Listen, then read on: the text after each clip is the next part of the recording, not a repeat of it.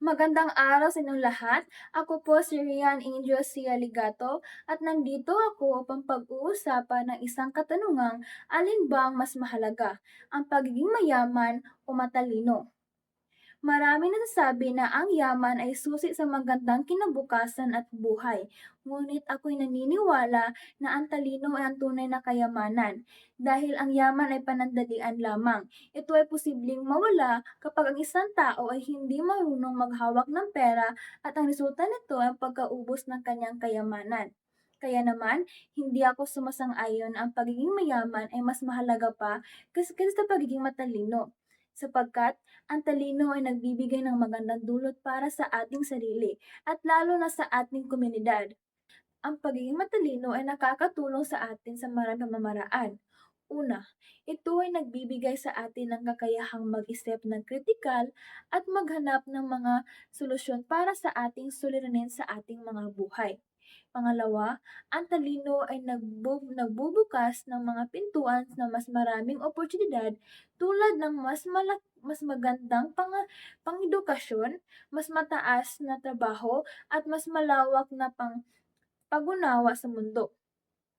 Pangatlo, ang matalinong tao ay may kakayahang magbahagi ng mga kaalaman sa iba, maging impluwensiya at magbigay ng mga mabubuti at positibong epekto sa kanyang komunidad.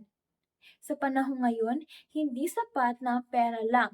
Kailangan gamitin ng utak upang mapalago, maprotekto, at magamit ng tama. Kung matalino ka, may kakayahan kang mag-isip at mga paraan kung paano mo mapapaunlad at umasenso sa buhay. Kahit magsimula ka pa sa wala. Sa kabilang banda naman, kapag ikaw ay matalino, ngunit kulang ang iyong kaalaman, maaring hindi mo pa mapapanatili ang iyong tagumpay. Ayon nga kay Albert Einstein na ang talino ay hindi lamang nasusukat sa mga marka sa paaralan, kundi sa kakayahang mag-isip at maghahanap ng mga solusyon para sa mga problema. Tulad na nga ni Mark Zuckerberg na isang negosyanteng nagsimula sa wala, ngunit ang kanyang katalinuhan sa teknolohiya at ang paggawa ng mga produkto ay nagbigay daan sa kanyang tagumpay. Dito natin makikita na sa pamamagitan ng talino at sipag, posible ang tagumpay kahit walang yaman. Ang kwento ni Mark Zuckerberg ay nagpapatunay na ang katalinuhan ay isang kayamanang hindi matutumbasan ng pera.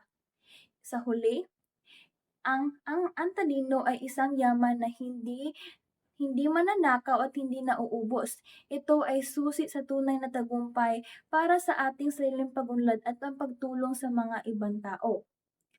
Kaya naman, piliin natin na paunlarin ang ating kaisipan dahil ang pagiging matalino ay may magandang daan at mas mabuti at mas malinaw na kinabukasan para sa atin.